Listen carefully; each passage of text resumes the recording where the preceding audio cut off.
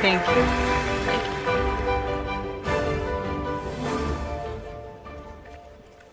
Shukran.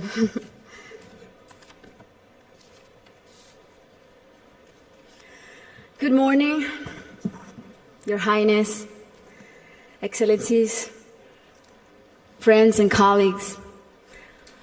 I would like to thank you for the opportunity to be here today. It's also an honor to join forces with Educated Child, an organization led by a woman who is an amazing role model, a woman who has shown such relentless dedication to getting every child in school. This is such an exciting day for us because it marks the beginning of a new era in my home country, Colombia.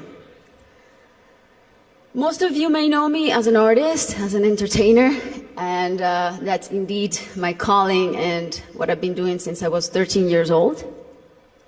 But I never would have imagined when I started out that my work as an artist would end up being the vehicle for me to serve my greater purpose in life of working towards eradicating poverty through the power of education. As a Colombian citizen, inequality is a concept that sadly one becomes very familiar with at a very young age. It's a country like many others in Latin America where a few have a lot have almost nothing, and where if you're born poor, you will almost certainly die poor, and where people don't access equal opportunities. And because of that, generation after generation after generation live trapped in the same vicious cycle fed by prejudice and inaction. Growing up in my country when I was around 8 years old, I remember I saw kids my age who, instead of being in school, were already working in the streets, were barefoot in the park, kids like me, whose reality was completely different than mine, only because of the circumstances into which they were born. It was really hard for me to accept that something so unjust didn't have a solution. There had to be something that could be done. So I often asked myself why the adults around me were so resigned to the fact that these kids, who were just like me, or even their own children, were living in a parallel reality so different and so cruel. As Kofi Annan put it, poverty is intolerable in a world of plenty.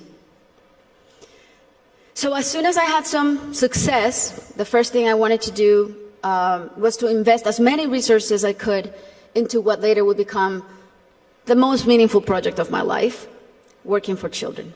So I set out to find a team of people who dreamed big and worked hard and thought like me to help me right the wrongs that I had witnessed throughout my entire childhood.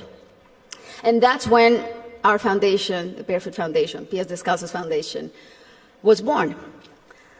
I knew, and I was only 18 years old then, but I knew that I wanted to focus on children and improving their lives, but I didn't know where to start. So I really felt that I needed to learn what the roots of inequality and low social mobility were. So I decided to study the reasons why children were working in the streets, or why some children were being recruited by the violent organizations like the paramilitary or the guerrillas. Why were so many children suffering from chronic malnutrition? And I realized that most of the issues that children face in my country had and have a common denominator: the lack of access to quality education. To me, it became crystal clear that education was the surest way to give all of these kids the best fighting chance of improving their circumstances in life, because education is the great equalizer. When I started building schools in Colombia, we chose the most remote areas where there was literally nothing, no infrastructure, no paved roads, no electricity, no potable water. And we decided to build in those places, but not only build schools, but state-of-the-art schools schools with comprehensive models that included ECD programs, school feeding programs, parent and teacher training. And another very important part is we decided to engage the government as a strategic partner and made it nearly impossible for them to say no to doing their part by showing them results through our holistic model that really proved to work.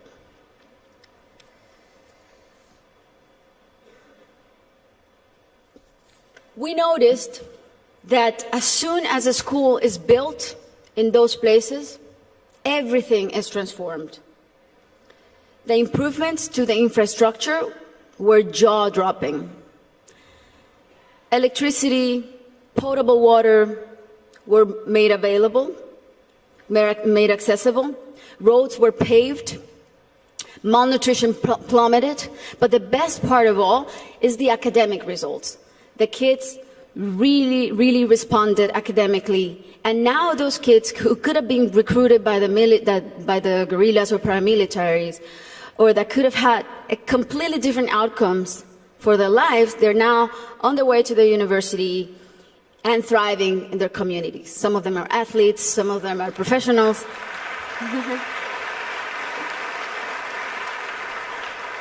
That's why it really is a thrill to work for education. That's why I'm so passionate about it, because I've really seen results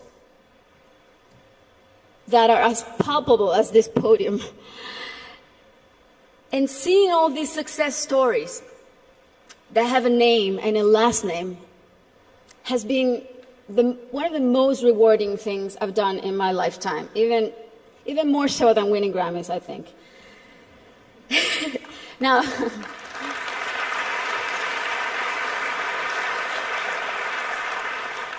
that said, our work is far from being done. Many developing countries are still rife with inequality and internal conflict, and there are a lot of kids who still need to be reached. History is not only the past. History is made every day in the present. And what matters now is how we go forward and how we fix what's wrong. And that is the real challenge. This is the goal of the SDGs and what people like Her Highness and myself and so many more of you who are adamant about achieving are here for. Facts don't lie, and numbers show what an incredible return on investment a quality education provides. For instance, if all students in low-income countries left primary school with basic reading skills, 171 million people could be lifted out of poverty. Systemic change often begins from the bottom up rather than the top down. The government must take responsibility, and we should all put as much pressure as we possibly can, but the rest of all, the civil society, should also do their part. What we have discovered, both at Pies Descalzos and Educated Child, is that many times only one single barrier to entry, such as no access to transportation or basic needs like a functioning bathroom, can prevent a kid from attending school or even put them at risk of dropping out. Sometimes all it takes to change a child's life is the security of a hot meal in school or the ease of being able to hop on a bus that will leave you safely at your classroom's door. It's as simple as that. And these are simple interventions, and they don't cost a lot. The biggest effort really is in mapping the communities, in going door to door, searching for the out-of-school children, talking to the parents, talking to their families.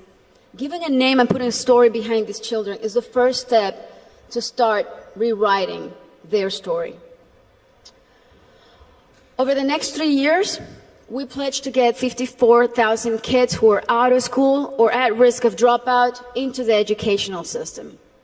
Ultimately, more than 295,000 people will benefit from this project, including children, teachers, families, and community members. New schools and classrooms will be built. School kits and uniforms will be distributed. Children will be enrolled in school, feeding and transportation programs. Teachers will be trained in strategies and in how to identify those students who are at risk so they can receive psychosocial support.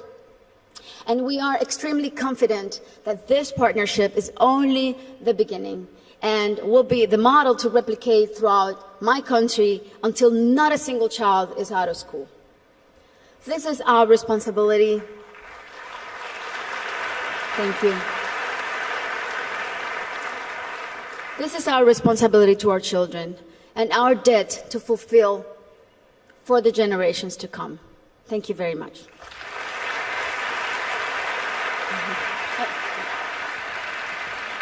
Thank you so much, Ms. Shakira, for that impassioned speech. Thank you for speaking from the heart.